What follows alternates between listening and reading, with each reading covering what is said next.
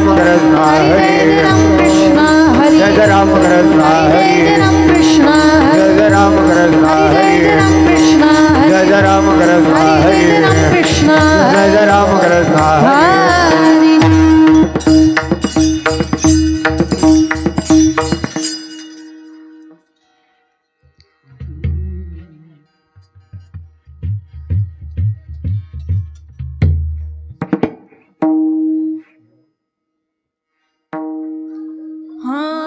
रूपा पाहता लोचनी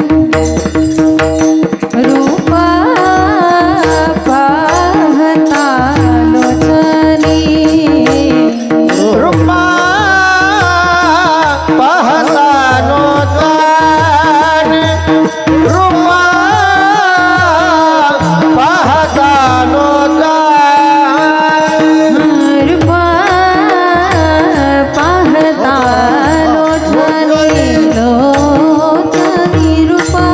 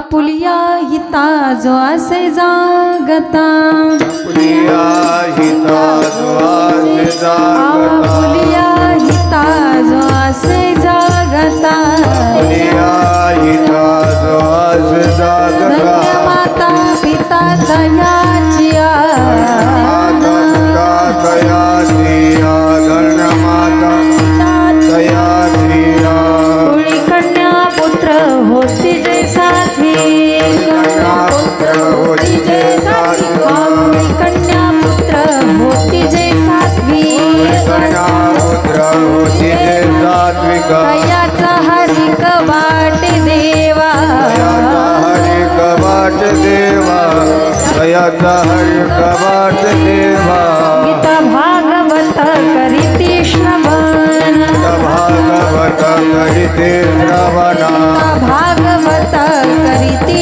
श्रवण भागवत करिते श्रवणा अखंड चिंतन विठोबाचे अखंड चिंतन विठोबाचे अखंड चिंतन विठोबाचे कुळी कन्या पुत्र होती जे सात्विक कन्या पुत्र होती जे होती जे सात्विक कन्या पुत्र होती जे सात्विक तयाचा हरिक वाट देवा दयाचा हरि कवाट देवा दयाचा हरि कवाट देवा तुका म्हणे माझं घडो त्यांची सेवा तुका म्हणे माझं घडो त्याची सेवा तुका म्हणे माझं घडो त्यांची सेवा तुका म्हणे माझं घडो त्याची सेवा माझ्या दैव पार नाही तरी माझ्या दैव पार नाही तरी माझ्या दैव पार नाही कन्या पुत्र होती जे सात्विक कन्या पुत्र होती जे सात्विक पुत्र होती जे सात्विक कन्या पुत्र होती जे सात्विक दयाचा हरिक वाट देवा दयाचा हरि कवाट देवा दयाचा हरि कवाट देवा विठोबा रखुमाई बार घुमाजी विठोबा हरि रखुमाई विठोबार घुमाजी विठोबा रखुमाई विठोबा रखुमाई जय जय विठोबा रखुमाई जय जय विठोबा घुमाजी विठोबा रखुमाई विठोबा रखुमाई विठोबा रखुमाई विठोबा रखुमाई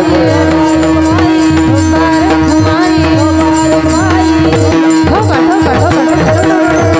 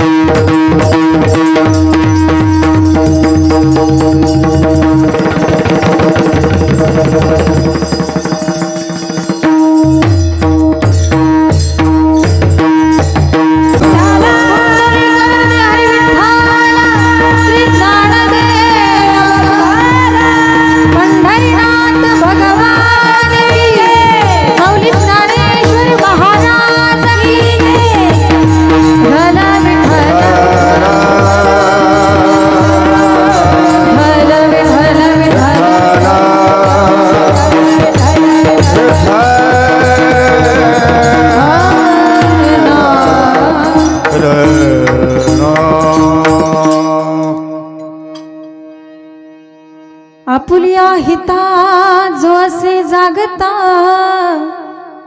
धन्य माता पिता तयाचया कुळी कन्या पुत्र होती जे सात्विक तयाचा हरेक वाटे देवा गीता भागवत करीती श्रवण अखंड चिंतन विठोबाचे कुळी कन्या पुत्र होती जे सात्विक तयाचा हरिक वाटे देवा तुका म्हणे मज घडो त्यांची सेवा तुका म्हणे मज घडो त्यांची सेवा तरी माझ्या दैवा पार नाही कुळी कन्या पुत्र होती जे सात्विक तयाचा हरिक वाटे देवा महायोगपीठे तटे भीमरत्या ब्रह्मपुंडलिकाय दातु मुनींद्रे समागत्य दिष्टन्तमानन्दकन्दं परब्रह्मलिङ्गं भजे पाण्डुरङ्गं पांडुरंगाकारो प्रथमनामाना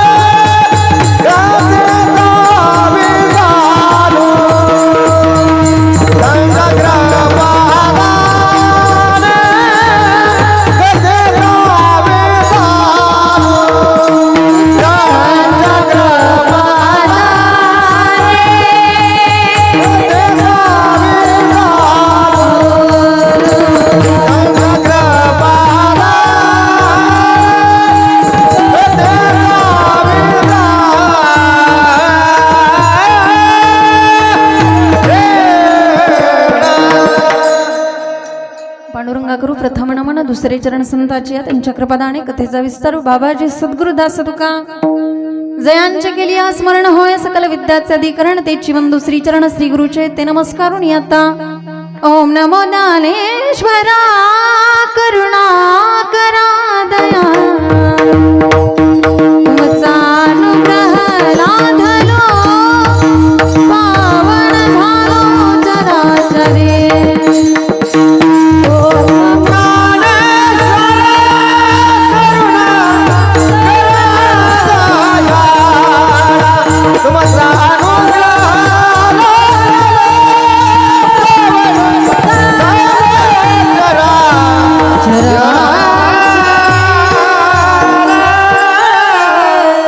ओम नमो ज्ञानेश्वरा करुणाकरा दयाळा तुमचा अनुग्रह लादलो पावन झालो चराचरे आपुलिया हिता जोसे जागता आपुलिया हिता जोसे जागता धन्य माता पिता तयाचिया कुळी कन्या पुत्र होती जे सात्विक तयाचा हरिक वाटे देवा विठ्ठला विठ्ठला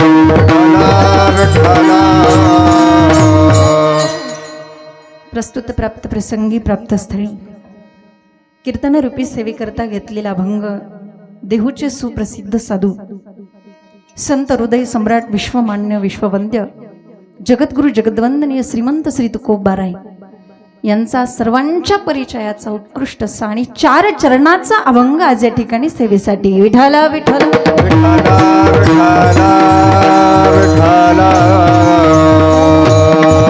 अभंगावर बोलण्यापूर्वी थोडासा परिहार देणं वक्त्याचं आद्य कर्तव्य आहे. कार्यक्रमाचं निमित्त सर्वांना ज्ञात आहे ते जाणून तर तुम्ही या ठिकाणी उपस्थित झालेला आहात पण सांगणं आज या ठिकाणी माझं काम आहे. आज या ठिकाणी ज्या मातेचं प्रथम वर्ष श्राद्ध आहे ते आज सोन्ने परिवारातील मातोश्री जाऊन आज 1 वर्ष पूर्ण झालेलं आहे.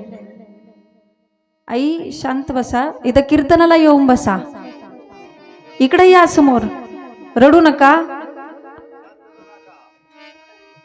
आज या ठिकाणी ज्या मातेचं प्रथम वर्ष श्राद्ध आहे त्या कैलासवासी जमुनाबाई चंदर सोन्नी आणि या मातेच्या वर्ष श्राद्धाच्या निमित्ताने आजची कीर्तन रूपी सेवा सोन्ने बाबांनी या ठिकाणी मला निमंत्रित केलं या परिवाराने, त्याबद्दल या परिवाराचं मी मनापासून आभार मानते. प्रत्येकाच्याच वर्षश्राद्धाला कीर्तन होत नाही. ज्या घरामध्ये काहीतरी पुण्य शिल्लक आहे किंवा ज्या घरामध्ये काहीतरी संस्कार शिल्लक आहेत, अशाच घरामध्ये कीर्तन होत असतं. कीर्तनामध्ये शांतता राखण्याचा प्रयत्न करा. सगळ्यांना विनंती आहे, थोडं शांत राहा. शूटिंग चालू आहे कीर्तनाचं, त्यामुळं हे सगळं यूट्यूबला दिसणार आहे. थोडंसं शिस्तीमध्ये राहा. आज या कार्यक्रमामध्ये खऱ्या अर्थाने या परिवाराने सुंदर असं आयोजन केलं. नामसंकीर्तनाचंही आयोजन या परिवाराने केलं.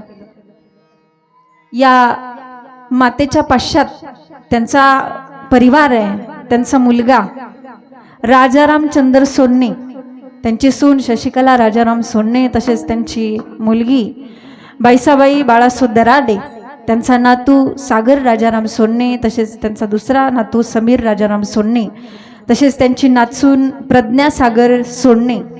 अशा पद्धतीने हा सुंदर असा परिवार आहे. हा वटवृक्षासारखा परिवार आहे. पण या परिवाराला सगळं काही बहाल करणारं जे काही मूळ होतं ते मात्र आपल्यातून निघून जाऊन 1 वर्ष पूर्ण झालेलं आहे.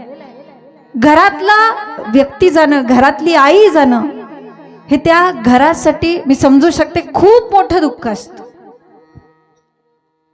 परंतु आज खऱ्या अर्थाने सोहळा म्हणा तुम्ही, हा सोहळा आहे. सोहळ्याच्या दिवशी कधीच रडायचं नसतं. जर तुम्ही रडलात तर त्या मातेला पुढं मोक्ष मिळणार नाही. त्यामुळे विनंती आहे, कुणीच रडायचं नाही, अजिबात रडायचं नाही. माऊली म्हणतात, देहाच्या गावा आलिया जन्म मृत्यूची सोहळिया ना म्हणो नये धनंजया जिया परे. या मृत्यू लोकामध्ये 2 प्रकारचे सोहळे आहेत, एक जन्माचा आणि दुसरा मरणाचा.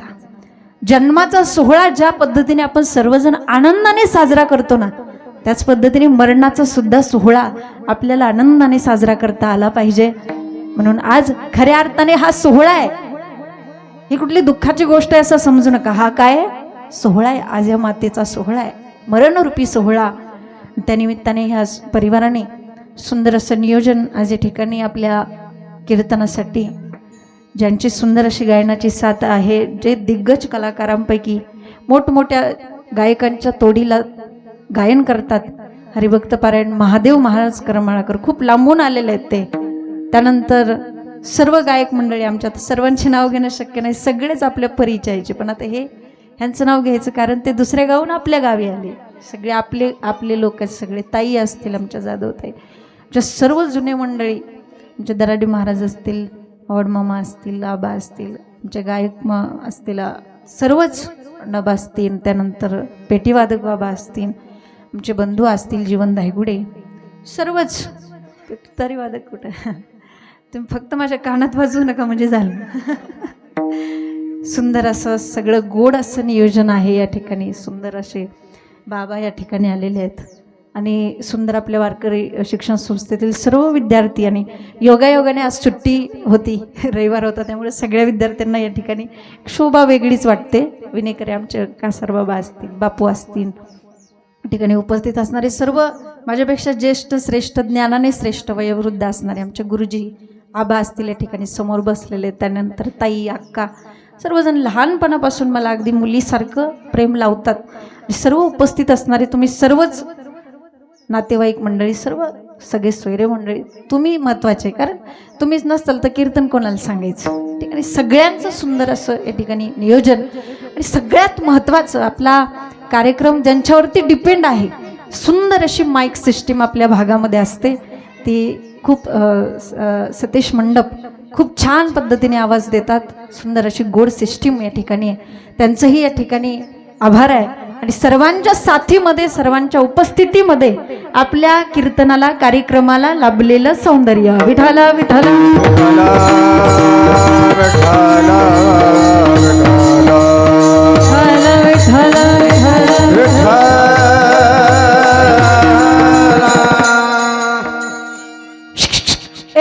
मुलांनो, दीदी, भैया शांत बसा बरं, कोणी कालवा करू नका, गोंधळ करू नका.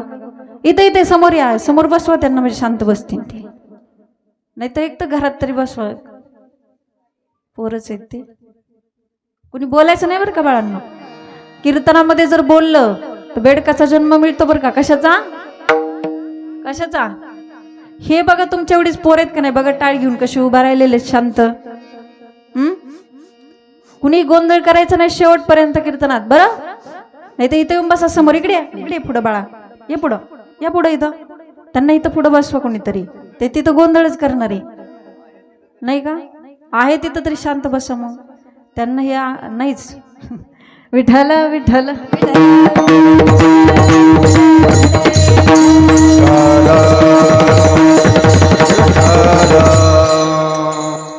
ज्यांच्यासाठी हे करायचे तेच कालवा करतात, आहे की नाही. या ठिकाणी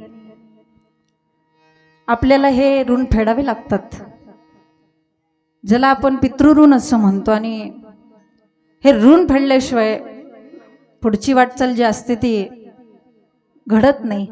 घरामध्ये कोणतं यश, शांतता मिळावी असं वाटत असेल तर नामदेव महाराज म्हणतात की नामा म्हणे पितृ आशीर्वाद देती, कल्याण इच्छिती सर्व काळ. आपले माता असो अगर आपले पिता असो, ते गेल्यानंतर त्या निमित्ताने पिंडदान, उदक्रियादान हे झालंच पाहिजे. लक्षात घ्या, हे झालंच पाहिजे, हे महत्वाचं आहे. कारण गीतेच्या पहिल्या अध्यायामध्ये अर्जुनाने सांगितलेलं आहे, पतंती पितरो हेषां लुप्त पिंडोदक क्रिया.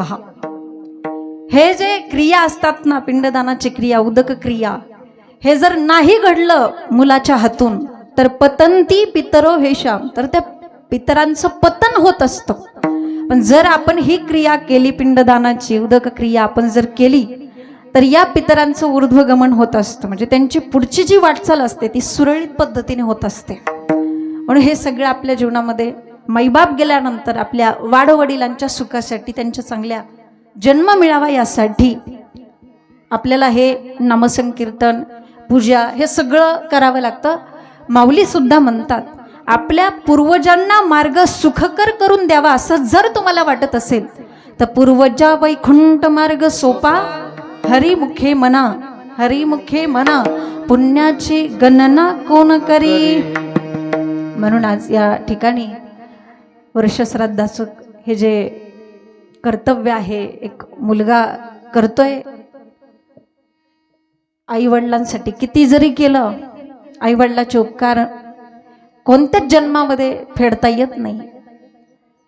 वर्षश्राद्ध म्हणजे काय तर आपल्या आई वडिलांच्या उपकारातून उतराई होण्यासाठी केलेला थोडासा प्रयत्न, केलेला अंशतः प्रयत्न म्हणजे वर्षश्राद्धाचा विधी आहे. पण मुलगा जरी आपलं कर्तव्य कर्म करण्यासाठी जागा असेल तरी महाराज म्हणतात, धन्य माता पिता तयाचिया. मुलगा जरी आपल्या हिताच्या ठिकाणी जागा असला तरी धन्यता कुणाला देतात महाराज? त्यांच्या माता पितांना देतात. हे आजचं नैमित्तिक कर्म आहे, आजचं नैमित्तिक कर्म आहे. म्हणजे जे काहीतरी निमित्ताने केलं जातं त्याला आपण नैमित्तिक कर्म असं म्हणतो. आणि त्या निमित्ताला अनुसरून हा अभंग सेवेसाठी घेतला. या अभंगामध्ये खूप चिंतनीय असं तुकोबारायांनी आपल्याला उद्बोधन केलेलं आहे की माणसं जागी राहतात पण त्यांना आपलं हित माहीत नसतं. बघा, काही लोक त्यांना हित माहिती पण ते जागे राहत नाहीत. असे बरेच प्रकारचे लोक समाजामध्ये पाहायला मिळतात. काहींना हित माहिती आहे. बघा, तुम्ही एखाद्याला बळच दुसऱ्याच्या आग्रहाने कीर्तनाला आणलं जातं, पण जरी त्याला कीर्तनाला आणलं तरी ते कीर्तन ऐकत नाही, कुठंतरी एखाद्या खांबाला टेकून झोपी जातं. म्हणजे बलात्कारे जरी आणीला कथेसी, निद्रा गे लुडासी टेकोनिया. काही लोक समाजामध्ये असे आहेत, त्यांना हितही कळत नाही आणि ते त्या हिताच्या ठिकाणी जागेही राहत नाही. म्हणजे ती लोक म्हणतात की पुण्य म्हणजे भुलताप आणि पाप म्हणजे धमकी. हा महाराज लोकांचा धंदा आहे. पण जोपर्यंत जगायचंय, मज्जा करायची, तोपर्यंत त्याला हितही कळत नाही, तो त्या हिताच्या ठिकाणी जागाही राहत नाही. पण महाराज सांगतात की जो मुलगा आपल्या हिताच्या ठिकाणी जागा आहे त्यांचेच माता पिता धन्य. धन्य माता पिता तयाचिया. कीर्तन नेहमी लक्षार्थाने ऐकायचं. कीर्तन वाच्यार्थाने कधीच ऐकायचं नाही, वाचार्थाने ऐकलं कीर्तन तर ते समजणं मुश्किल होईल, कीर्तन समजणार नाही. आता या ठिकाणी महाराज म्हणतात तुम्ही जागं राहा. मग जागं राहायचं म्हणजे काय? रात्रीचं झोपायचं नाही का? मग जागं राहायचं म्हणजे काय? महाराज म्हणतात तुम्ही आपुलिया हिता जो असे, आपल्या हिताच्या ठिकाणी जागं राहा. पहिला प्रश्न असा आहे, आपण म्हणजे कोण? आपण म्हणजे कोण? आपण म्हणजे आपलं शरीर आहे का? आपण म्हणजे बरं, आजकाल हे सगळं जे चाललंय लोकांचं ते कशासाठी चाललेलं आहे? मागड्या मागड्या साबणा वापरतो, क्रीम वापरतो कशासाठी? माणसं जागी आहेत पण आपल्या हिताच्या ठिकाणी जागी नाही. आपण म्हणजे कोण? आपण म्हणजे आपलं शरीर नाही, तर आपण म्हणजे आपल्या शरीरामध्ये जो कोणी आहे त्याच्या ठिकाणी आपण जागे राहायचंय. आपुलिया हिता सांगितलं, कीर्तन लक्षार्थाने ऐकायचं. मी तुम्हाला सांगू, जर समजा एखादा उमेदवार निवडणुकीसाठी उभा राहिला, उदाहरण सांगते बरं का, माझा तो विषय नाही, पण जर समजा तो निवडणुकीसाठी उभा राहिल्यानंतर सगळी लोक काय म्हणतात की तो उभा राहिला. मग उभा राहणं म्हणजे काय? तो कधी खाली बसत नाही का? बसतो ना, पण आपण सगळे काय म्हणतो की तो उभा राहिला. मग उभा राहतो म्हणजे काय? तो त्या कार्यासाठी तत्पर आहे. तसं या ठिकाणी जागं राहायचं आहे म्हणजे परमार्थ करण्यासाठी तत्पर राहायचं आहे. कोण म्हणता आपण जागे नाही? आपण पण जागे आहोत ना, पण कशासाठी? वाढावे संतान, ग्रही व्हावे धनधन, ल्यावे खावे, बरे असावे सदैव, ह्याची करी हाव. बस एवढं असलं की बस, आपल्याला दुसरी कशाची गरज नाही, कशाचं पडलेलं नाही. प्रत्येकाला असं वाटतं आपण श्रीमंत असावं, प्रत्येकाला असं वाटतं की आपण धनवान असावं, प्रत्येकाला असं वाटतं की आपण पुण्यवान असावं, प्रत्येकाला असं वाटतं की आपल्या बरोबर कोणाची भांडण तंटे नसावीत आणि आपली पण कोणासोबत नसावीत. म्हणजे प्रत्येकाला असं वाटतं की आपण निर्भय असावं, आपल्याला कुणाची भीती नसावी. बस. पण महाराज सांगतात जर तुम्हाला श्रीमंत व्हायचं असेल तर दारिद्र्याचा नाश करावा लागतो. जर तुम्हाला पुण्यवान व्हायचं असेल तर आधी असलेल्या पापाचा नाश करावा लागतो. जर तुम्हाला भांडणं टाळायची असतील तर वाजवीपेक्षा जास्त बडबड कमी करावी लागते. आणि जर तुम्हाला निर्भय राहायचं असेल तर आपल्या हिताच्या ठिकाणी जागं राहावं लागतं. कारण मौनाने कलहाचा नाश आहे, जपाने पापाचा नाश आहे, आणि जिथं जो जागा आहे तिथं भीतीचा नाश आहे.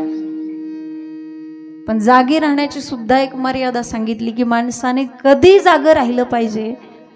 वेळ निघून गेल्यावर जागे राहून काहीही उपयोगाचं नाही. एक जागे राहण्याची सुद्धा मर्यादा आहे. दिवा विझून गेला, दिवा विझून गेला बा, आता तेलाचं दान काय उपयोगाचं आहे का ताई? नाही. चोर पळून गेले, आता सावध राहून काय उपयोगाचं आहे? नाही. तसं आता वेळ निघून गेली, जागे राहून काय उपयोगाचं नाही. जागी राहण्याची सुद्धा एक मर्यादा सांगितली महाराजांनी की जागं राहायचं आहे, पण कधी, त्याची पण मर्यादा आहे. नाहीतर बघा तुम्ही, मी नेहमी सांगत असते, एका माणसाचं घर पेटत असताना, घर पेटत असताना त्याची मुलं त्याला बाहेर बोलवतात, बाबा बाहेर या. तो म्हणतो नाही नाही अगोदर टिकावा ना. अहो पण बाहेर या बाबा, घर पेट. अरे एकदा सांगितलेलं कळत नाही का? अगोदर टिकावा ना, अगोदर आपण आड खोदू आणि पाणी लागलं म्हणजे मग घर विझू. म्हणजे काही लोक जागी राहतात पण वेळ निघून गेल्यावर. म्हणून जागी राहण्याची सुद्धा मर्यादा आहे. माणसाने कधी जागे राहिलं पाहिजे. काय काय लोकांनी तर बघा ते परमार्थ, वारी, माळ हे सगळं म्हातारपणावर ढकलून दिलंय. त्यांना जर म्हटलं ना माळ घाला, आता तुमचं वय होत नाही, अजून कुठं वय झालंय. परमार्थ हा तरुणपणात केला पाहिजे का म्हातारपणात केला पाहिजे? तरुणपणात परमार्थ केला पाहिजे. तुम्ही म्हातारपणावर परमार्थ ढकलून दिला आणि जर म्हातारपण नाहीच आलं तर तुम्हाला माहिती आहे का तुम्ही कुठपर्यंत जगणार आहे? कोणाचं आयुष्य निश्चित आहे का? नाही. म्हणून जोपर्यंत आहात तोपर्यंतच परमार्थ करून घ्या. आणि परमार्थ म्हातारपणात होत नाही, परमार्थ तरुणपणातच होतो. वाक्य नीट लक्षात घ्या. परमार्थ तरणा भाग्यवंत नटे हरी कीर्तनात. तुम्हाला तर हे प्रमाण माहिती आहे, पण आचरणात आणणं महत्वाचे. आचरणात आणणं महत्वाचं आहे. याचा अर्थ असा नाही की म्हातारे माणसांनी कीर्तनाला यायचं नाही. तर तुम्ही खरी कीर्तनाची गरज आहे लेकरांना होई. अशा लेकरांना खरी कीर्तनाची, तरुणांना गरज आहे. म्हातारी माणसे काय तमाशा ऐकून बिघडत नाही आणि कीर्तन ऐकून सुधरत नाही, काही नाही होत. कीर्तन म्हातारपणामध्ये परमार्थ करायचा नाही असं माझं म्हणण्याचं मत काय, तुम्ही नीट ऐका. तुम्ही परमार्थ करून करून म्हातारे व्हा, पण म्हातारे झाल्यावर परमार्थ करू नका, असं माझं मत आहे. याचा अर्थ असं नाही की म्हाताऱ्या माणसाने, वयस्कर माणसाने कीर्तनाला यायचं नाही. कारण तरुणपणामध्ये परमार्थ करणं म्हणजे, तुमच्या भाषेत मी तुम्हाला सांगू, तरुणपणामध्ये परमार्थ करणं म्हणजे प्लॅन काढून बंगला बांधणं, आणि म्हातारपणामध्ये परमार्थ करणं म्हणजे बंगला बांधून प्लॅन काढायचं. उलट होतंय ना. असं कधी होत नाही, मला वाटतं नाही होत. म्हणून महाराज, जागे राहण्याची एक मर्यादा आहे. माणसाने कधी जागे राहिलं पाहिजे, कारण आयुष्य कोणासाठी थांबत नाही. आयुष्य जात आहे पहा, काळ जपतसे महा, स्वहिताचा घोर बहा, ध्यानी रहा श्रीहरीच्या. आयुष्य कोणासाठी थांबत नाही. ग्रस्त आजारी पडला, आजारी पडल्यानंतर डॉक्टरांनी त्याला सांगितलं, तुम्ही काय आता जास्त दिवसाचे राहिलेलं नाही, म्हणजे तुमची गॅरंटी देता येत नाही. त्या ग्रस्ताने विचार केला, आपण कधी जाईल याची गॅरंटी नाही, पण आपली जी सगळी प्रॉपर्टी आहे त्याचं काय करायचं. त्याने विचार केला, आपण आपली सगळी प्रॉपर्टी आपल्या पुतण्याच्या नावावर करू, कारण त्याला पत्नी नव्हती, मुलं पण नव्हती. पुतण्याला दवाखान्यामध्ये बोलवलं, बाबा सांगितलंय, बघ मी सगळी प्रॉपर्टी तुझ्या नावावरती करतोय, जर नाही केली उगाच सरकार जमा होते. पुतण्या खुश झाला, वकिलांकडे गेला, वारसपत्र तयार केलं, दवाखान्यामध्ये आला. आल्यानंतर बघितलं तर काकांची हालचाल पूर्णपणे थांबली होती. पळत पळत लगेच डॉक्टरांकडे गेला. डॉक्टरांनी नाडी चेक केली आणि सांगितलं की काका संपले. त्यावेळेस तो इतका नाराज झाला, दुःखी झाला. तो म्हटलं, डॉक्टर साहेब अहो असं काय करता, वाटल्यास मी तुम्हाला 50 लाखातले 2.5 लाख रुपये देतो, पण यांना असं इंजेक्शन द्या की हे निदान सही करण्यापुरते तरी उठले पाहिजेत. डॉक्टर म्हटले, आता यांना मीच काय, पण वरचा डॉक्टर पण उठवू शकत नाही, कारण त्याचं आयुष्यच तेवढं होतं. म्हणून मायबाप हो, आयुष्य कोणासाठी थांबत नाही. म्हणून जोपर्यंत आपलं इंद्रिय रूपी घर चांगलं आहे, म्हातारपण लांब आहे आणि आयुष्य थांबलेलं आहे, तोपर्यंत जो आपल्या हिताच्या ठिकाणी जागा आहे त्याचीच माता पिता धन्य आहेत. महाराज अभंगाच्या प्रति आपुलिया हिता जो आसे जागाता, आपुलिया हिता जो आसे जागता, आपुलिया हिता जो आसे जागता, आपुलिया हिता जो आसे जागता, आपुलिया हिता जो आसे जागता, आपुलिया हिता जो आसे जागता,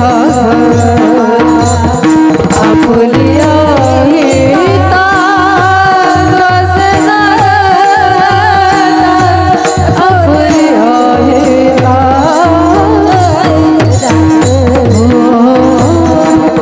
धन माता पिता दया दिया, धन माता पिता दया दिया, धन माता पिता दया दिया.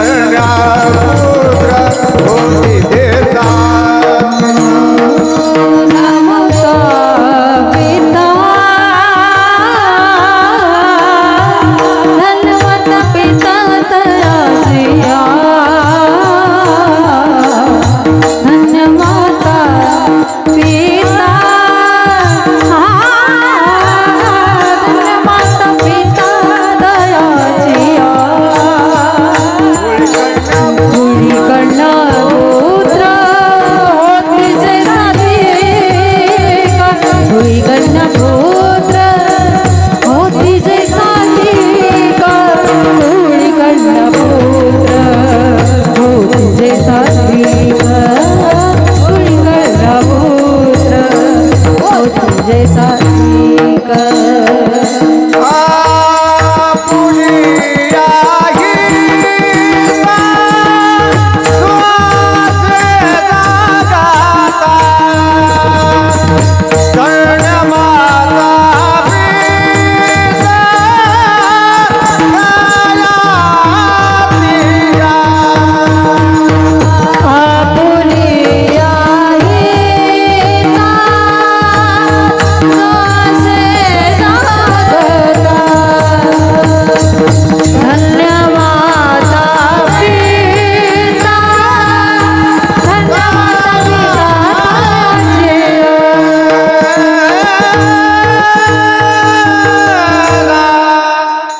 आपुलिया हिता जोसे जागता धन्य माता पिता तयाची. अभंगाच्या प्रथम चरणामधून महाराज सांगतात की जी मुलं आपल्या हिताच्या ठिकाणी जागी आहेत त्यांचेच माता पिता धन्य आहेत. नीट विचार करा. अभंगाच्या प्रथम चरणामध्ये महाराजांनी प्रथम क्रमांक कुणाला दिला? मातेला दिला आणि मग नंतर दुसरा क्रमांक पित्याला दिला. अगोदर धन्य माता आणि मग नंतर पिता. याचं कारण असं आहे की संतांचं वाङ्मय हे शास्त्राच्या आधारे आहे. पहिल्यांदा मातृदेवो भव आणि मग दुसऱ्या क्रमांकाला पितृदेवो भव. पहिला क्रमांक आईला दिला. काय? याचं कारण असं आहे आपल्या मुलावरती आपल्या बाळावरती महत्त्वाचा संस्कार घडवण्यामध्ये पहिला क्रमांक कोणाचा आहे? आईचा आहे. ज्याला आपण गर्भसंस्कार असं म्हणतो. सगळ्यात पहिल्यांदा मुलावरती संस्कार कोणाचे होतात? आई बाळाचे होतात. बाळावर कोणाचे संस्कार होतात? आईचे होतात, आहे की नाही? म्हणून पहिला क्रमांक या ठिकाणी आईला दिला, मातेला दिला. महाराज सुद्धा एके ठिकाणी सांगतात लेकुराचे हित वाहे माऊलीचे चित्त. आणि नंतर मुलावरती संस्कार कोणाचे होतात? पित्याचे होतात. त्यामुळे धन्य माता आणि मग नंतर पिता तयाची. मुलाने किती जरी मोठी कर्तबगारी केली तरी धन्य माता पिता तयाची. मी सांगितलं ना, आई वडिलाचे ऋण कधीच कोणाला फेडता येत नाही. जन्म झाल्यापासून ते मरेपर्यंत फक्त आणि फक्त आपल्या लेकरासाठी जगतात. ज्यांच्या अंतःकरणामध्ये फक्त आपल्या लेकराचा विचार असतो ते आईबाप असतात. आपल्यावरती निस्वार्थ प्रेम करणारे फक्त आई वडील असतात. ज्या दिवशी तुमच्या जीवनातली आई जाईल ना, त्या दिवशी तुमच्यावरती खरं प्रेम करणारं कोणीतरी जाईल. तुमच्यावर निस्वार्थ प्रेम करणारं कोणीतरी जाईल. आई गेल्यानंतर आईचं महत्त्व कळतं. किती प्रेम करते आई. आई एवढं प्रेम या जगात कोण करू शकेल? कोणीच करू शकणार नाही, कोणीच. म्हणून आई वडील जिवंतपणीच त्यांना जपलं पाहिजे. नाहीतर जित्या नाही आणणं आणि मेल्यावरती पिंडदान असं करून उपयोग नाही. काही लोक म्हणतात की आम्ही एकदा तरी आमच्या आईच्या किंवा आमच्या वडिलांच्या गळ्यात पडून त्यांना सांगायला पाहिजे होतं की आमचं त्यांच्यावरती किती प्रेम आहे. अरे मग का नाही सांगितलं? आम्हाला काय माहिती इतक्या लवकर जातील, इतक्या लवकर त्यांचा मृत्यू होईल. म्हणून जोपर्यंत माईबाप जिवंत आहेत तोपर्यंतच त्यांना जपा. अलीकडे आपल्याला त्यांच्याकडे लक्ष द्यायला वेळ नाही. बरं, त्यांना काय असं जास्त लागत नाही. ते काय तुमच्याकडे 1-2 लाख रुपये मागत नाही, पैसे मागत नाही, दागिने मागत नाही, काही मागत नाही. त्यांची अपेक्षा फक्त काय असते? आपल्या लेकराने आपल्याला म्हातारपणात सन्मानाची वागणूक द्यावी, बस. दिवसातून तुम्ही फक्त त्यांना एकदा प्रेमाच्या आपुलकीचे 2 शब्द बोला, त्यांचं पोट भरतं. त्यांना बाकी कशाचीही गरज नाही, कशाचीच गरज नाही. ज्यांना आई वडील कळाले ना त्यांना देव कळाला. पण ज्यांना आईबापच नाहीत कळत ना त्यांना देव कळणं कठीण आहे. हा पुंडलिकाचा महाराष्ट्र आहे. पुंडलिकाचा आदर्श घेणारा महाराष्ट्र आहे. पण याच पुंडलिकाच्या महाराष्ट्रामध्ये पुंडलिकाच्याच नावाने वृद्धाश्रम उभारली जातात. म्हणजे वृद्धाश्रमालाच नाव दिलं जातं भक्त पुंडलिक. किती दुर्दैवाची गोष्ट आहे. माता भगिनी, तुम्हाला दिवाळीचा सणाचा आनंद कुठपर्यंत? मला खरं सांगा. जोपर्यंत तुमच्या माहेरात तुमची म्हातारी आई जिवंत आहे. तुमची आई गेली, तुमच्या दिवाळीच्या सणाचा आनंद संपला. जोपर्यंत आई बाप जिवंत आहेत ना तोपर्यंतच हक्काचा उंबरा असतो चपला सोडायला. ज्या दिवशी तुमचे आईबाप जातील ना, तुमचा हक्काचा उंबरा गेला. अरे किती मोठा बंगला बांधा रे, किती मोठा. त्या बंगल्याच्या ओट्यावर जर का तुमचे माईबाप बसलेले असतील ना, म्हातारे माईबाप, तर त्या बंगल्याला किती मोठी शोभा असते. ज्या दिवशी तुमचे आईबाप जातील ना, बंगल्याची शोभा गेली. म्हणून माझी प्रत्येकाला विनंती असेल, आज या कीर्तनाच्या माध्यमातून, आज या सोन्नी परिवारातील एक मुलाला विचारा की आईची किंमत काय असते. जाता जाता एकदा विचारा बाबांना,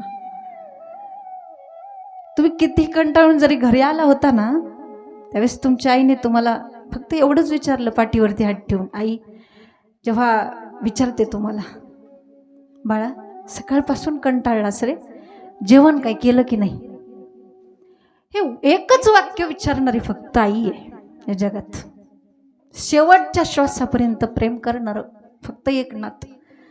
ही आई ज्या दिवशी तुमच्या जीवनातून निघून जाते, खऱ्या अर्थाने त्या आईचं महत्व, त्या आईची जागा तशीच राहते. ती जागा कोणीच घेऊ शकत नाही. मायबापांना कोणीच घेऊ शकत नाही. मी तुम्हाला व्यावहारिक दृष्टिकोनातून सांगते जरा, आईला पहिला क्रमांक का. थोडस रामायणाकडे वळू. आईला पहिला क्रमांक का, याचं कारण असं आहे की जेथे जेथे कर्तबगारी पुत्राने आपल्या मातेचा स्वाभिमान धारण केलाय, त्या शास्त्राच्या आधारे संतांचं वाङ्मय असल्यामुळे पहिला क्रमांक कोणाला आहे, मातेला आहे, आईला आहे. रामायणामधला प्रसंग आहे, ज्या वेळेस धनुष्यभंग झाला आणि धनुष्यभंगाचा आवाज ऐकून परशुरामजी ते दिशेने आले. धनुष्य कोणाचं होतं, परशुरामाचं होतं. कोणी तोडलं होतं ते, प्रभू रामचंद्रांनी ते तोडलं. आणि जेव्हा परशुरामजीने पाहिलं धनुष्याचं तुकडं झालेलं, त्यावेळेस परशुरामजीचा क्रोध अनावर झाला. आणि परशुरामजी जनक राजाला म्हणतात, जना जल्दी पता है धनुष्य किसने तोड़ा है, जिसने धनुष्य तोड़ा होगा उसको समाज से बिलक करना, वरना सबकी हत्या कर डालूंगा. त्यावेळेस जनक राजा शांत आहेत, रामचंद्र प्रभू शांत आहेत, लक्ष्मणजी क्रोधामय आहेत, विश्वामित्र तटस्थ आहेत. पण रामचंद्र प्रभू त्यावेळेस विचार करतात की माझा सासरा माझं नाव कधीच सांगणार नाही, कारण तो त्याच्या मुलीच्या कुंकवाचा प्रश्न आहे. म्हणून स्वतः प्रभू रामचंद्र परशुरामजीच्या पुढे गेले, नतमस्तक झाले आणि मुखातून उद्गार निघाले, नाथ संबुदन भंजनिहारा हो गई दास तुम्हारा. परशुरामजी, धनुष्यभंग करणारा एक तुमचा सेवकच असेल ना, एक तुमचा शिष्यच असेल. नाही राघव, वो खतरनाक शत्रू है हमारा. असं म्हटल्यानंतर लक्ष्मणजी विश्वामित्रजी जवळ उभे होते आणि सहजच बोलता बोलता लक्ष्मणजी विश्वामित्रजींना म्हणतात की गुरुदेव, तुम्ही चांगल्या माणसासोबत माझ्या भावाची म्हणजे रामचंद्र प्रभूंची मुलाखत घडवून आणली नाही. कारण माझा भाऊ रामचंद्र प्रभू किती शांत आणि हे म्हातारे किती रागीट, तिथं मीच असायला पाहिजे होतं गुरुदेव. तेव्हा विश्वामित्रजींना वाटतंय लक्ष्मणाचंच काम आहे, म्हणून ते म्हणतात, जाव लक्ष्मण. लक्ष्मणजी येतात आणि आगीत रॉकेल वतावा असा पहिला शब्द टाकतात, बहुत धनुष्य तोड़े उलर काई. लक्ष्मणजी म्हणतात, अरे हमने तो बचपन में ऐसे काही कमठे तोड डाले हैं. लक्ष्मणजी म्हणतात, मी लहान असताना असे कितीतरी धनुष्य तोडून टाकलेले आहेत. आता मात्र परशुरामजीचा क्रोध आणखी अनावर झाला, हातामध्ये परशु घेतला आणि लक्ष्मणजीच्या अंगावरती धाव घेतली. ए बच्चा, अपनी माँ की गोद खाली करना चाहता है. त्यावेळेस लक्ष्मणजी म्हणतायत, परशुरामजी तुम्ही किती जरी वेळा परशु घेऊन धावले तरी आम्ही तुम्हाला घाबरणार नाही आणि तुमच्या सोबत युद्धही करणार नाही, कारण आम्ही क्षत्रियाची मुलं आहोत, कारण आम्ही क्षत्रियाची संतान आहोत. आणि आमचं ठरलंय, ज्याच्या गळ्यामध्ये जानव आहे आणि ज्याच्या कपाळाला गंध आहे त्याचं रक्षण करण्यासाठी आम्ही क्षत्रिय आहोत, आक्रमणासाठी नाही.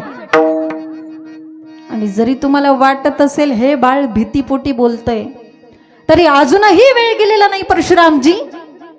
अगर आपको देखना है तो जन्मा निकाल दो, तिलक मिटा दो, और बाद में परशु दिखाओ, तब पता चलेगा कि सुमित्रा माँ के दूध में कितनी ताकत है। कर्तबगारी लक्ष्मणाची, पण स्वाभिमान कोणाचा? सुमित्रेचा। म्हणून जेथे जेथे कर्तबगारी पुत्राने आपल्या मातेचा स्वाभिमान धारण केलाय, त्या शास्त्राच्या आधारे संतांचं वाङ्मय असल्यामुळे पहिला क्रमांक कुणाला आहे?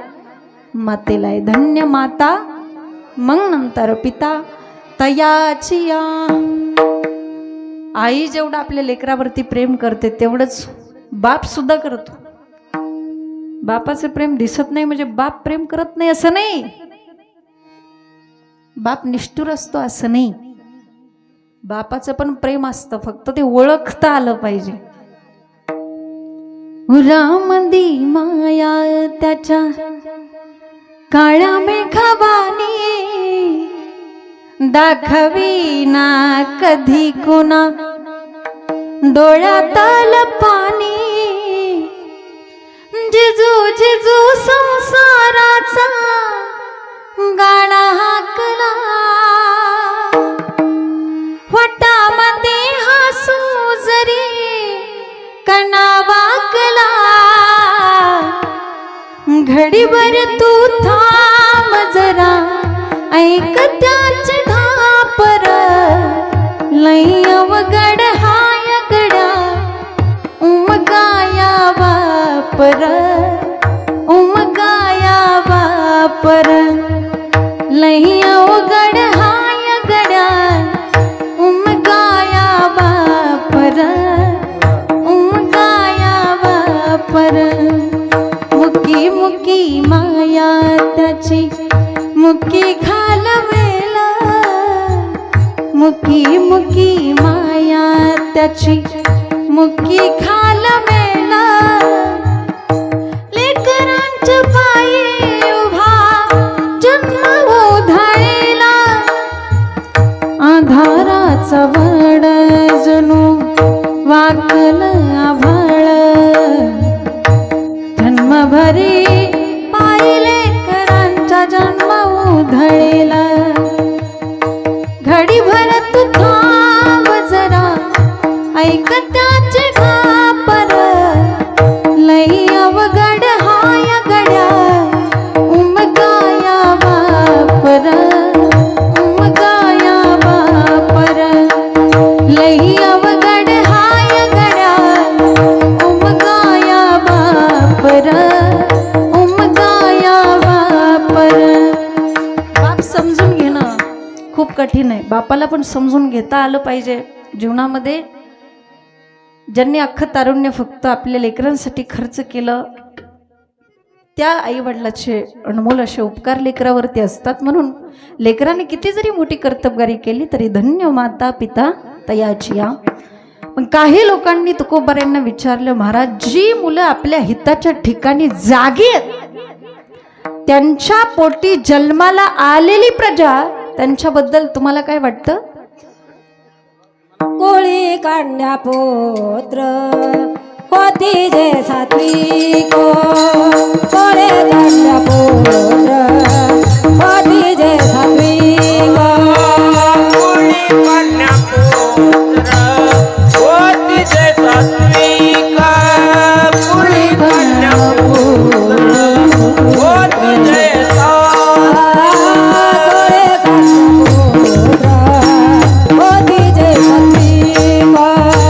कोळे काढण्या पुत्र होती जे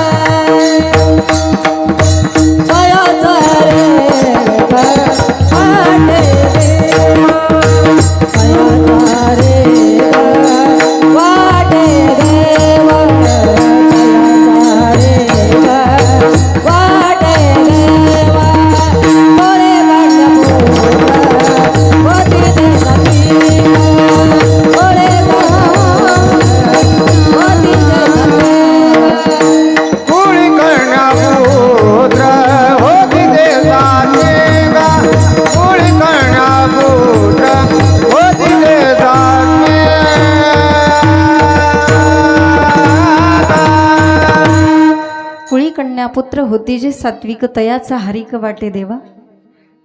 अभंगाच्या दोन्ही चरणाचा विचार करा. एक गोष्ट प्रत्येकाच्या लक्षात येईल. अभंगाच्या प्रथम चरणामध्ये महाराजांनी प्रथम क्रमांक कुणाला दिला? मातेला दिला. अभंगाच्या दुसऱ्या चरणामध्ये महाराजांनी प्रथम क्रमांक कुणाला दिला? कन्येला दिला. वास्तविक आपण जर विचार केला तर जास्त आनंद माणसाला पुत्र झाल्यावर होतो. बरोबर आहे की नाही? बरं, पहिली मुलगी झाली तर ठीक आहे, दुसरी पण जर मुलगीच झाली तर याचा चेहरा फोटो काढायसारखाच दिसतो. बरं, मी एका माणसाला विचारलं, म्हटलं का हो? म्हटलं दादा मुलगाच का पाहिजे, मुलगी का नको? त्यांनी मला सांगितलं ताई शेवटी पाणी पाजायला मुलगा पाहिजे. मी त्यांना म्हटलं तो तुम्हाला जिवंतपणीच पाणी पाजतो का नाही त्याचा विचार करा. तुमच्या मुलाने तुम्हाला जिवंतपणी पाणी पाजलं पाहिजे का मेल्यावर? नाही, पाण्याचा तांब्या भरून दिला पाहिजे. कधी? जिवंतपणी ना. आणि कोण म्हणतं की शेवटी फक्त तुमचा मुलगाच तुम्हाला सांभाळू शकते? मुलगी सुद्धा तुम्हाला सांभाळू शकते चांगल्या पद्धतीने. आणि आज 80% आई वडिलांना फक्त मुली सांभाळतायत. मुलगी सुद्धा तुम्हाला सांभाळू शकते. मी असं म्हणत नाही की मुलगा नसावा, मुलगा पण असावा, पण मुलगा होण्याकरता तुम्ही मुलीला का मारता हा माझा तुम्हाला प्रश्न आहे. मुलगा होण्याकरता मुलीला मारू नका. ज्या वेळेस ती मुलगी आईच्या गर्भामध्ये असते ना त्यावेळेस ती मुलगी आईला हाक मारते, आई 9 महिने 9 दिवसांनी झाली जगमगण्याची घाई, उषाच्या दिव्या पायी नको पण ती भिजवू आई, उषाच्या दिव्या पायी नको पण ती भिजवू आई. उद्या तुझ्या गर्भाची चाचणी होणार ग, मुलगी आहे म्हणून सारे नाक मुरडतील ग. उद्या तुझ्या गर्भाची चाचणी होणार ग, मुलगी आहे म्हणून सारे नाक मुरडतील ग. माझ्या चिमुकल्या कानाला तुझी कुजबुज ऐकू येई, उषाच्या दिव्या पायी नको पण ती भिजवू आई, उषाच्या दिव्या पायी नको पण ती भिजवू आई. मुला मुलीमध्ये समानता आहे, मुला मुलीमध्ये भेदभाव करू नका. तर महाराजांनी जर केला असता तर महाराज पहिल्यांदा म्हटले असते ना कुळी पुत्र गण्या, असं पण त्यांना म्हणता आलं असतं. महाराज काय म्हणतात, कुळी कन्या पुत्र होती जे सात्विक तयाचा हरिक वाटे देवा. मुलीला पहिला क्रमांक महाराजांनी का दिला याचं कारण असे, ज्यात ती कन्या महती चिंता. ज्यावेळेस मुलगी जन्माला येते त्यावेळेस वडिलांना तिची चिंता वाटते. ती वयात आल्यावर पुन्हा तिची काळजी वाटते. तिचं लग्न कसं पार पडेल ही चिंता असते. लग्नाच्या प्रसंगी पैशाची चिंता असते. आणि ज्या वेळेस त्या मुलीचं लग्न होतं, कितीही कठोर अंतकरणाचा बाप असू द्या, आपल्या मुलीच्या लग्नात रडतो बाप. तुमची आमची गोष्ट सोडा, पण कण्वासारखे मुनी रडले शकुंतलेसाठी आणि जनकासारखे विदयही रडले सीतेसाठी. मग आपण तर कोण आहे? मुलीचं लग्न झाल्यानंतर बापाचं अंतकरण भरून येतं. लग्नामध्ये सगळी तुम्हाला रडताना दिसतील. मुलगी वाट लावताना तुमची काका काकी मामा मामी, पण बाप तुम्हाला दिसत नाही. बाप कुठेतरी एखाद्या कोपऱ्यामध्ये उभा राहून रडत असतो. म्हणून मगाशी सांगितलं ना, बाप कधी प्रेम दाखवत नाही. मुलीचं आणि बापाचं नातं फार गोड आहे. शब्दामध्ये सांगणं तसं कठीणच आहे, पण तळहाताच्या फोडाप्रमाणे जपलेले आपल्या लेकीला परक्याच्या हातात देताना बाबा किती तुटत असेल ना, काय अर्थ वेदना होत असतील त्याला. बाप हा शहाण्यासारखा असतो वरून किती जरी कठोर वाटत असला तरी आतून मात्र नितळ पाण्याचा झरा असतो बाप. लेक जर घराची सौख्य असेल ना तर त्या सौख्याचं पावित्र्य तिचा बाबा असतो.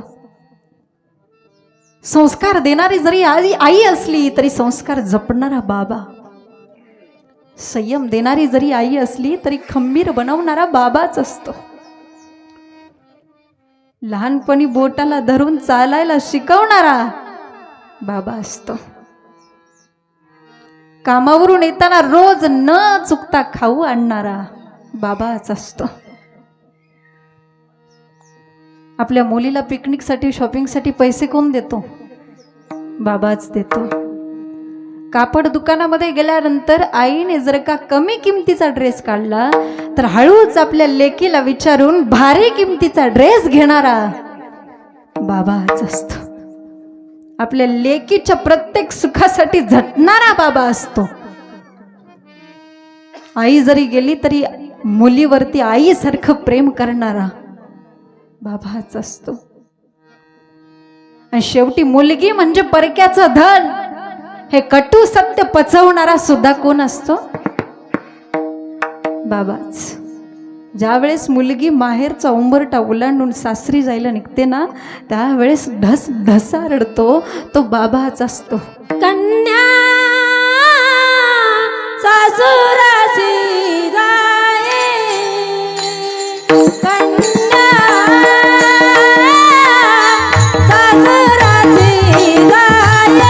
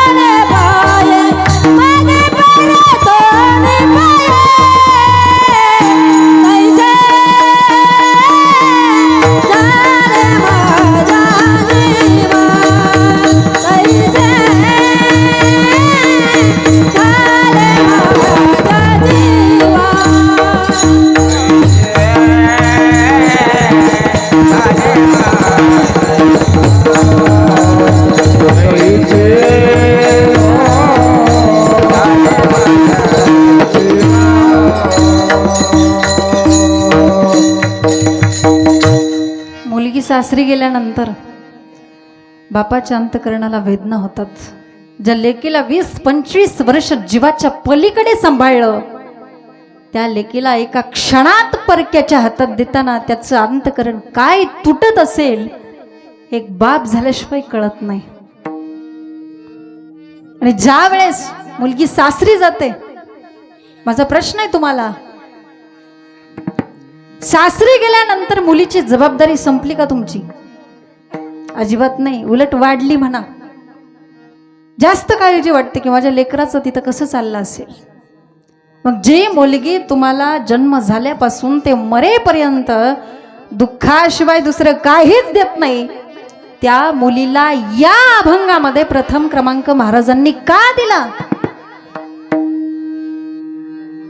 एक वृद्ध गृहस्थ हिमालयाची यात्रा करत होता. खांद्यावर एक लहान बाळ होतं. त्यावेळेस स्वामीराम तीर्थांनी त्याला विनंती केली, दादा आपके पास जो बच्चा है तो मेरे गोद में दे दो, मुझे भी आनंद मिलेगा, आपकी भी थकान उतर जाएगी. त्यावेळेस त्या स्वामीला नमो नारायणाचे उद्गार, स्वामी जी आप ब्रह्मचारी है, अगर मेरा बेटा होता तो तुम्हारे पास देता, पर बेटा नहीं स्वामी जी, मेरी कन्या है, और जिस पिता को कन्या का बोझ लगता है वो दुनिया में पिता होने के लायक नहीं. ज्या बापाला स्वतःच्या मुलीचं ओझ होतं तो बाप बाप बनण्याच्या लायकीचा नाही. हे एका बापाचे उद्गार आहेत. पहिला क्रमांक मुलीला का? कदाचित स्वार्थी प्रेम मुलाचं असू शकतं, पण निस्वार्थ प्रेम करणारी फक्त मुलगी असते तुमच्यावर.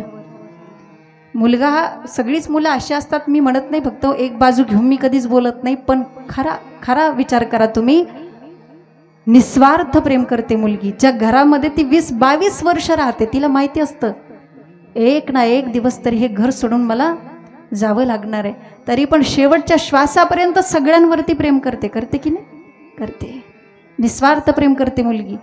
आणि मुलाचं काय, त्याला वाटतं 10-12 वर्षाचा खेळ आहे, हे गेल्यानंतर चावी आपल्याच हातामध्ये येणार आहे. बरोबर आहे की नाही? निस्वार्थ प्रेम करणारी फक्त मुलगी आहे. पहिला क्रमांक मुलीला का, याचं कारण असं आहे, पराक्रमाचं मातृत्व आणि मातृत्वाचा पराक्रम. पराक्रमाचं मातृत्व पुत्राकडे, पण मातृत्वाचा पराक्रम कन्याच करू शकते. म्हणून कुळी कन्या पुत्र होती जय सात्विक. म्हणूनच ना, नारिकिणींना मत करे अरुण कीर्तन की खान, जिस नारी से पैदा हुए हे शुक भीष्म हनुमान. शुकासारख्या, भीष्मासारख्या, हनुमंतरायासारख्या मोठमोठ्या रती महारथींना जन्म देणारे सुद्धा कोण आहे? एक कन्याच आहे. म्हणून प्रथम क्रमांक कन्येला. आता हे झालं कन्येचं. पुत्र कोणाला म्हणायचं? पुत्र त्याला म्हणायचं जे पूर्वतः पितरांचा उद्धार करतात, त्यांना म्हणायचं पुत्र. पण असं एकच पुत्र पुरे एकची पुत्र, माई बापा पोटी. हरिस्मरणी उद्धरे कुळकोटी, धन्योश जन्मला भगीरथ, गंगा आणोनी पूर्वज केले मुक्त.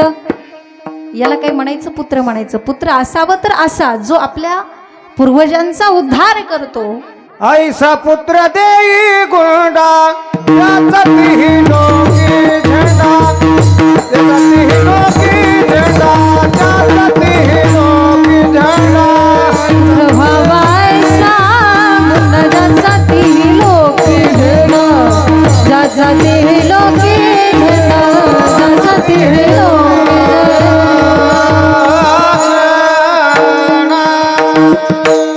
म्हणून अशा सात्विक कुळामध्ये जन्माला आलेली मुलगी असो अथवा मग तो मुलगा असो, महाराज म्हणतायत त्यांचा मलाच काय, तर त्यांचा देवाला सुद्धा आनंद वाटतो, देवाला सुद्धा त्यांचा हर्ष वाटतो. पण देवाला हर्ष वाटण्याच्या योग्यतेचं ते करतात काय? भागवत करीती श्रवण, गीता भागवत करीती श्रवण, करते श्रवण, गीता भागवत करते श्रवण, गीता भागवत करीती श्रवण,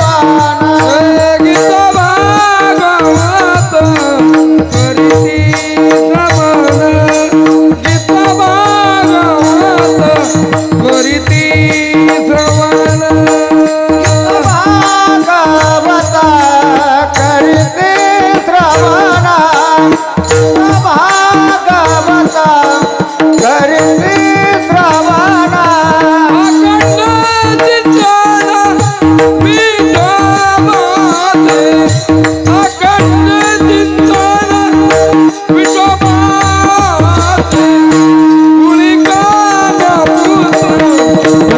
विठोबाचे, कुळिकाना पुत्र होतीले सात्विक,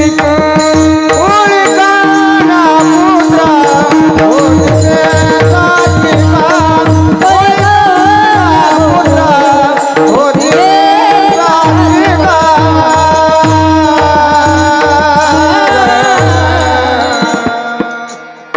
गीता भागवत करीती श्रवण, अखंड चिंतन विठोबाचे. तर ती मुलं काय करतात? गीता आणि भागवत या दोन ग्रंथांचं श्रवण करतात आणि अखंड विठ्ठलाचं चिंतन करतात.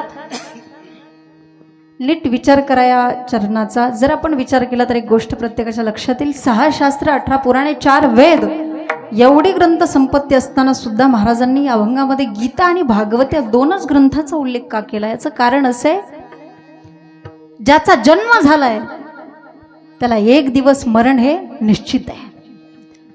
ज्याचा जन्म झालाय त्याला मरावं लागणार आहे, आणि ज्याला मरावं लागणार आहे त्याला मरेपर्यंत जगावं लागणार आहे.